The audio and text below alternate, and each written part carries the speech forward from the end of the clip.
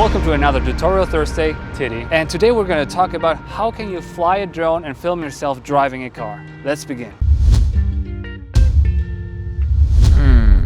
Titty. So I'm sure you've seen many YouTubers seeing when they vlog that they film themselves driving, and I decided to make a little tutorial for you that you can do that too for your videos, but in a safe way.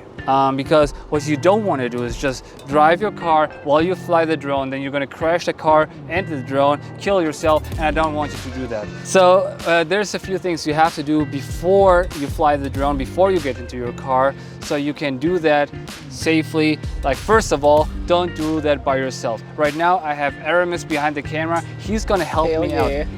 I'm going to fly the drone, he's going to drive the car, so we can focus on those things individually. But I have to say, it's not legal to do that, at least not in California, to have a drone pilot in the car while you drive. It's not allowed, so don't do it. But if you do it that way. So first of all, you have to decide the location. Are you going to do it in the city or at the ocean or in the country? Decide that first. Then when you get there, you also have to determine how fast is the drone able to fly. This one, the Evo 2, is able to fly 35 miles per hour. That means that the driver shouldn't drive faster than that, maybe even a little slower, so the drone can be faster than the car or slower than the car. You can decide that as the drone pilot. Not the driver decides that, the drone pilot decides that. So never drive faster than those 35 miles per hour in that case. The next thing you have to think about is have a shot list, at least in your head. Know before you even fly that you want to get a shot from the back, from the top, from the front, whatever you want to do, determine that before you fly, then it's way easier. When you're in the air driving, it's going to be very hectic and maybe even stressful. So you want to have at least a certain plan and a shot list you want to work through, so you have a certain plan. And also, make sure those shots are at least 10 seconds long. So when you when you fly in front of your car shooting backwards, make sure this shot at least is 10 seconds long. Preferably longer, like 20, but 10 seconds at least. Otherwise, you're just gonna do that for like 2 seconds and then you're gonna fly in a different direction. You're not gonna get your shot, you know? So make sure the shot is long enough. That's what she said. Lastly, be aware of your surroundings. Make sure that there's no airport around, because first of all, it's illegal. Second of all, it's very, very dangerous to fly close to airports because, you know, airplanes fly too. No good. But also, when you have a certain street in mind, make sure that when there's certain buildings, that you either fly higher than those buildings or fly in between. Also, there could be power lines between the streets and you don't want to fly into them. And if your drone has like a surrounding aware control system, turn it on. You don't want to be the guy who flies into a car or into a building while you drive a car, then it gets dangerous. So make sure this thing is on, because on my last drone, it wasn't on. I was flying in the middle of the night and I lost my drone in a tree. It's gone now.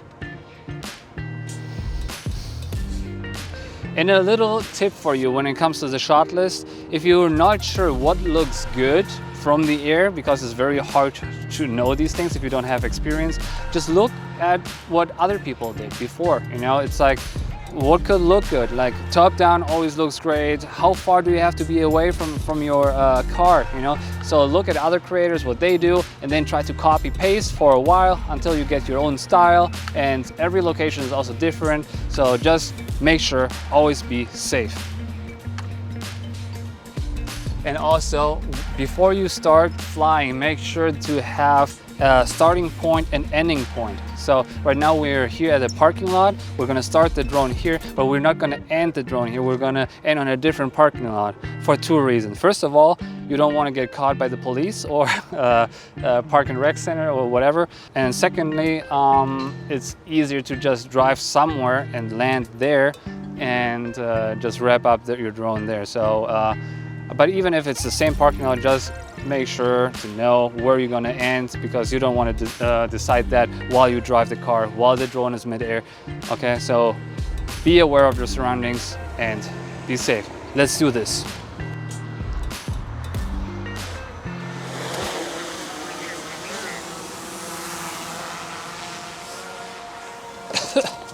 Let's go. At first, everything went well. There was not much traffic on the street and we could get the shots we needed. Top down, from the front, from the back. But eventually, I reached the limit how far I can fly with my drone. So I also lost the video signal and we had to wait for the car to come back to the drone so I could get my video signal. But then everything was fine. As you can see in the footage, we drive way slower than the actual traffic. You can speed up the footage, but as long as you don't create a hazard for the other drivers, everything is okay. Just don't panic. And if you really need some certain shots, there's nothing wrong about going to an abandoned street and get the shots you need there. And remember, at least 10 seconds of footage. You can always cut away earlier in post.